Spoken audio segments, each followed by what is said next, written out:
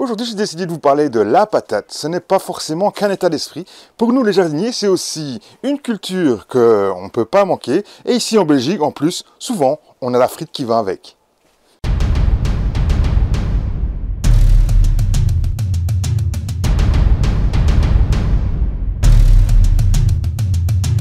Bonjour et bienvenue sur la chaîne Tout faire maison. Je suis Silvio, le plus gros jardinier belge sur YouTube, près de 230 kg à la pesée.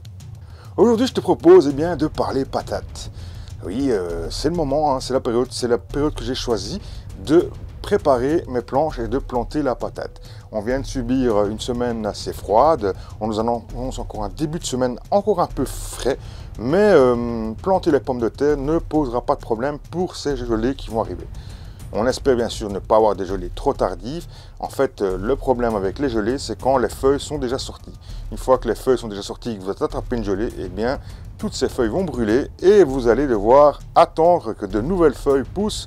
Et donc, ça va retarder en fait ce que vous pensiez faire et avancer dans votre culture. Eh bien, vous allez avoir l'effet l'inverse puisque vous allez devoir attendre que de nouvelles feuilles poussent et ainsi de suite. Donc, vous allez perdre du temps. Donc, planter des patates, même s'il fait un peu froid ou qu'il y a encore des risques de gelée, ce n'est pas très grave tant qu'il n'y a pas de feuilles en fait. Une fois qu'il y aura des feuilles, il faudra bien sûr, en cas d'annonce de gelée, protéger bien vos cultures tout simplement par un voile ou par de la paille ou quelque chose, ou un voile, une bâche plastique, quelque chose qui va bien sûr pouvoir protéger un minimum, surtout du vent, hein, c'est du vent généralement qui vient brûler les feuilles, surtout des vents, donc paille, voile, bâche en plastique, enfin voilà, ce que vous pouvez pour bien sûr protéger vos plantes. Pour bien sûr faire cette culture de pommes de terre, il va vous falloir tout simplement l'ingrédient principal. Les patates, donc des tubercules de pommes de terre. Généralement, c'est ce que tous les jardiniers font, et donc ils se préparent en achetant bien sûr des tubercules de pommes de terre. Soit, ils prennent les anciennes pommes de terre de l'année d'avant et ils les font germer, mais bon, c'est quand même assez délicat, il faut pouvoir garder les plants le plus longtemps possible, ce qui n'est jamais mon cas, je n'arrive jamais à garder les plants et à les faire germer pour les faire pousser. Soit on va en jardinerie racheter des plants qui sont normalement certifiés sans maladie et qui vont vous donner normalement des pommes de terre avec le moins de maladies possible, du moins les plants sont certifiés sans maladie, donc eux ne seront pas atteints de cette maladie. Donc, tout simplement, il faut des plants qui seront germés, hein, c'est important. Je vous montre ici les plants germés, hein. Ce sont des plants, vous pouvez voir sur les réseaux sociaux, normalement j'ai fait quelques photos, quelques vidéos, où je présentais ou de l'achat de plants qui n'étaient pas germés. Vous pouvez voir maintenant qu'à la date où je vais planter mes plants, tous les plants sont bien germés, hein. Si c'est la variété rate, pomme de terre rate, qu'on va mettre en pleine terre, tout simplement. Maintenant, je vous propose bien sûr de vous montrer un petit peu comment je fais, hein. C'est pas la meilleure technique, c'est la façon que je fais moi, que j'ai décidé, qui nous convient à nous ici en Belgique. Et donc on y va, hein. On va faire de la patate qui sera primeur, hein, dite primeur. Et ensuite, je ferai de la patate qui sera de conservation, de la sarpomira, mais ça, ce sera un tout petit peu plus tard, hein, d'ici une semaine, je pense que je la planterai. Voilà, donc pour la primeur, on y va, c'est parti.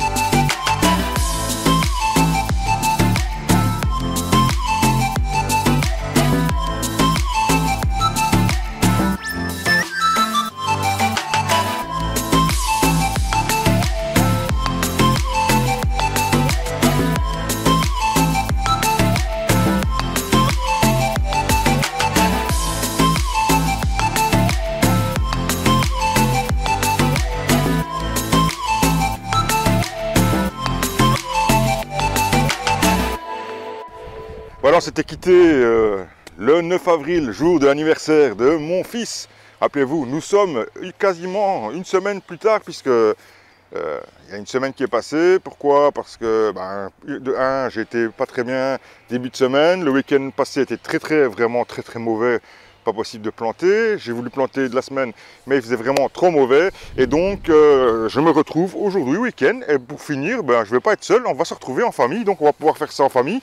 Je pense qu'en une demi-heure, tout ça va être réglé, hein, avec 4 personnes à travailler. On va régler ça assez bien. Tout est passé à la grelinette. On va juste maintenant retirer les mottes de mauvaises herbes qui nous dérangeraient. Et puis on va faire un petit sillon et placer les pommes de terre. Allez, c'est parti. Maintenant, on est parti pour retravailler. Et on va aller ça très vite. Allez, c'est parti.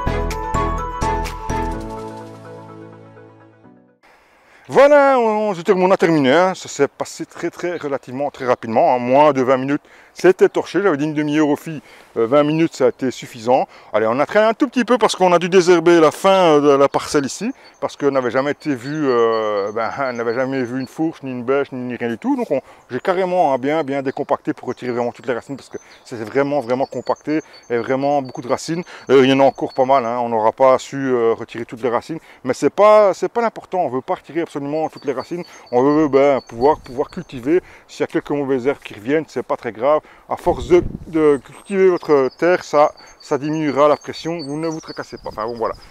C'est ainsi. J'espère que le vent ne sera pas trop dérangeant parce qu'il y a encore assez de vent aujourd'hui. Voilà, j'espère que voilà, vous avez vu, on n'a pas su tout mettre, hein. J'ai pas su tout mettre, on a fait 3 lignes ici, j'ai mis tout à plat, hein. Maintenant on va laisser pousser les pommes de terre, on fera une fois des buts pour vous dire de faire des buts, mais bon, même si c'est pas trop nécessaire, histoire de s'assurer que ça ne verdisse pas dans le temps.